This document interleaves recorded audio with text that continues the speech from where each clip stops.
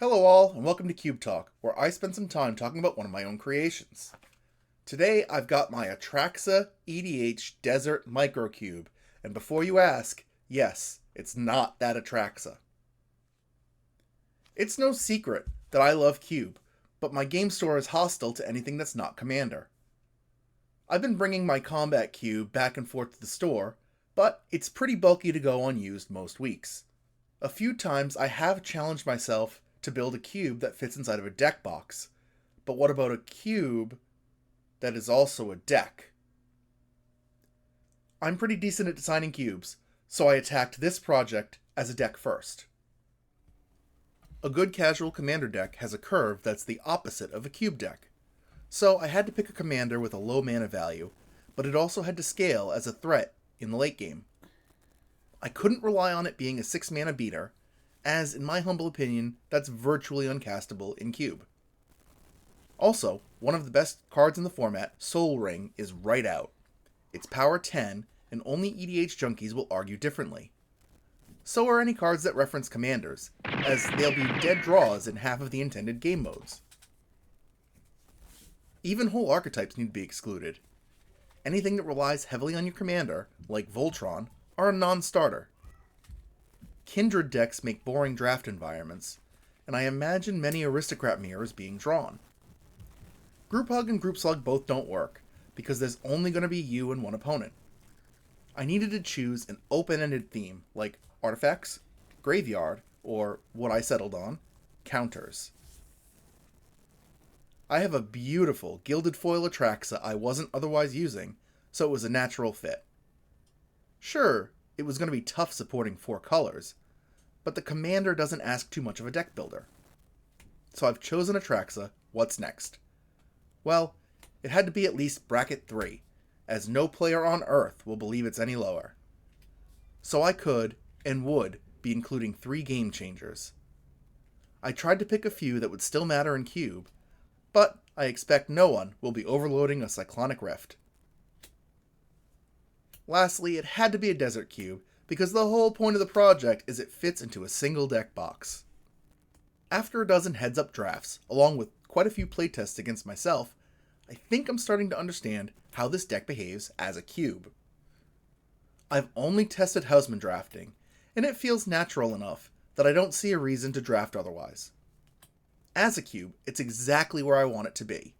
The games are fast, and while the decks are limited, there's enough variance in the card pool that they do feel distinct. As a deck, however, it's solidly mediocre. My LGS tends toward the powerful end of casual, and this deck is yet to win a game. It would be vastly improved if I removed a few themes, but then I fear the cube gameplay would suffer. The first lesson I've learned is that fetch lands suck. They were always a concession to the playability of the EDH deck, but when you're only running 5 lands total as a cube deck, they're basically dead draws.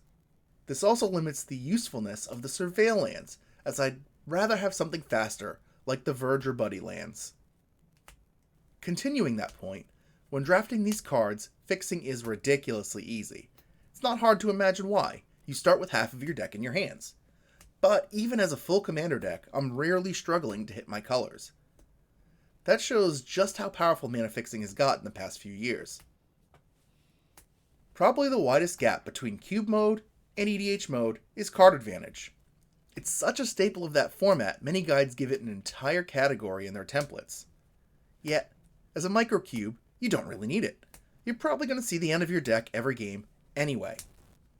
The takeaway as a cube is you'd rather be 2-for-1ing your opponents, because both of your resources are so strained. I think doing this in the future, I'll be more apt to use commanders that come with built-in card advantage. It gives easy access to better commander games without diluting the cube. As I alluded to earlier, I might be removing 1 or 2 archetypes from the cube to make the deck more consistent. Things like experience counters are cute counters to proliferate, but I could be making the gold section worse. Overall, however, I'm relatively happy with the project in both formats. It's certainly not that Atraxa deck, and it's a fun diversion to draft with another player. But that's not all. I'm planning on this project being a cog in a much larger project, one that, once finished, will see the need for me bringing my combat cube eliminated. The plan is to make a few more of these, fully singleton across all of them. Then I can bring a large stable of EDH decks to my LGS to play, but if people want to draft, I'll take a few of them, shuffle them together, and we're off. Bonus points to anyone who guesses what my next commander is going to be.